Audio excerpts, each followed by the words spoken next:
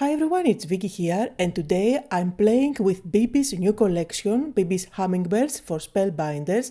It's really stunning and so unique, and I'm going to show you what you can do with it. So first of all, you can use this outside border to cut out a card that you can fold in half if you like, and it's going to give you a lovely shape.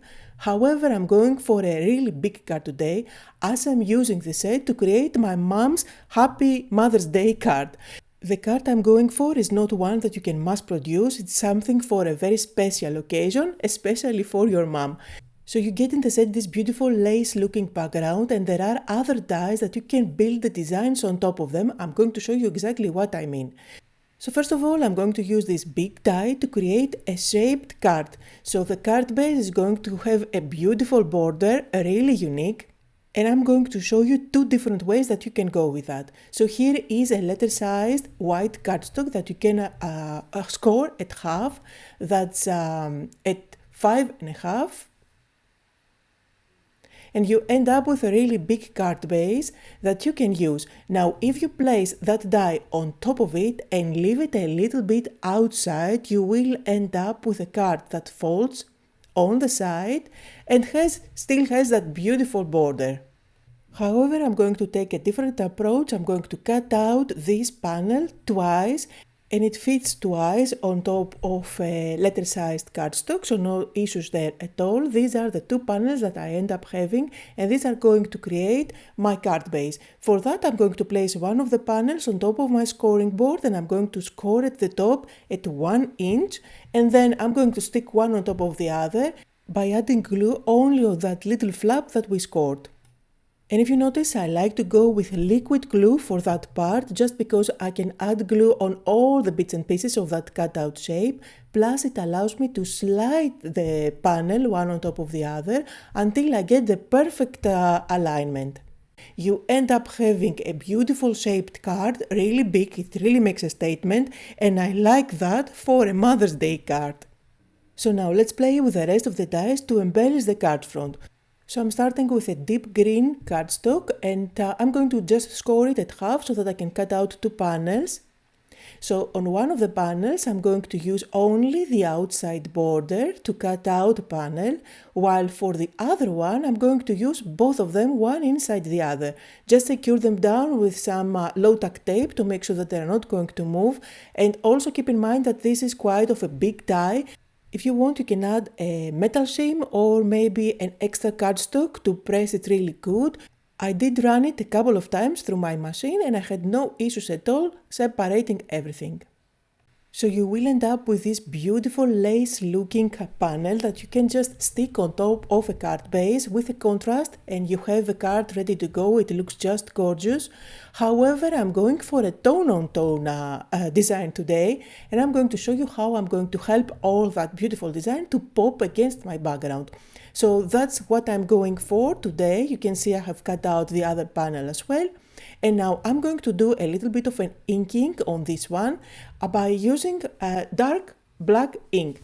Now you can go with very dark green if you like, just add a little bit here and there, don't overdo it. We need to make sure that we don't turn this panel into looking black, rather into looking slightly darker than it already is, so that when we place the other panel on top, they are going to have a little bit of a contrast, but still tone on tone. The ink that I'm using here is Black Shadow from my own Stamperia collection, and this dries lighter than it seems when you apply it, so it's going to look as if it is a shade darker green than it already is at the end. I am adding liquid glue at the back of my intricate design here, as you can see. A little dot here and there will do the trick. If you have some lifting on some areas, it really adds to the design. It's going to create some shadows, it is going to create some fluff on your design, so don't go crazy with glue. A few dots here and there is going to hold them together.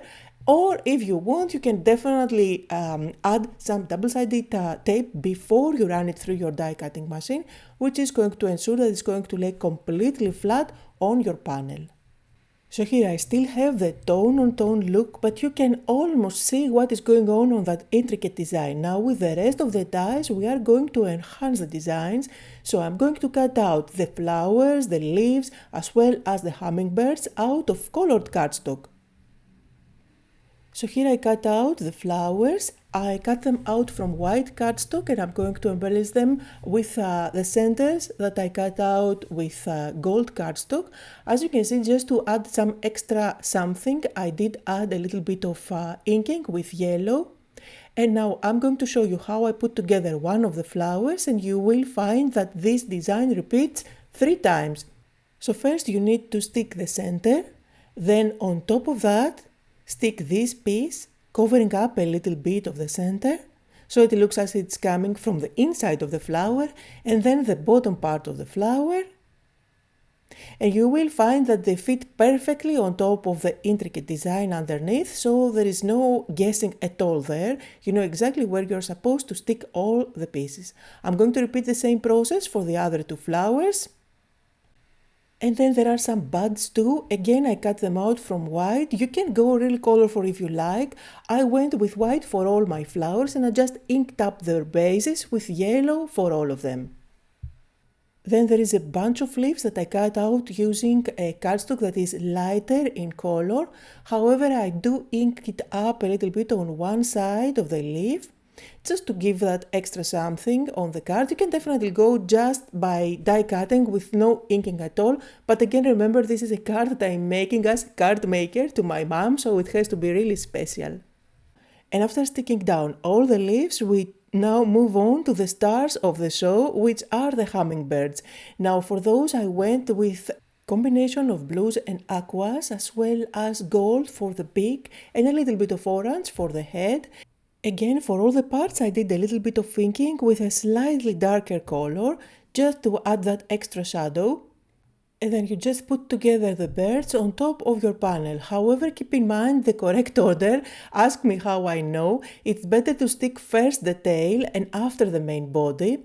So it's not an issue here because I was able to peel it off before it was completely dry. Just place first the wings and the tail, and then on top the main body as well as the parts for the head. So here you see I glued down the part for the beak, and I cut out that from gold just to add an extra touch of shine along with the center of the flowers. And then on top I'm going to stick that orange piece, and then there are some tiny eyes that you can cut out, that I cut out from black, and you place it inside those holes. And this will be the last touch on top of my panel. I absolutely love it. I find it so striking and it makes the perfect panel. Now, the only problem is that by having such a gorgeous panel, you don't want to cover it up with any sentiment. So what I did was to just stick it on top of my card paste that we prepared together earlier. And of course, for this step, I advise you to use white glue because it is going to allow you to slide the panels one on top of the other, as you can see me do here, to make sure that they are perfectly aligned and you end up with a stunning card. I'm so proud of it. Thank you, Bibi. Your design is just amazing. So anyway, just because I don't want to cover up that gorgeous card front with any sentiment, I'm just going to go with Happy Mother's Day on the inside, leaving the outside as it is. So this is a die that I have from Simon's Stamp, which I cut out with black cardstock. I stick that towards the top, leaving enough space at the bottom to write my message. Here are some close-up photos. There is a list of supplies available on my blog as well as in the description if you are watching on YouTube. And that was the card for today. I hope that you had fun, that you got inspired. Thank you all so much for joining me, and I'll see you all next time.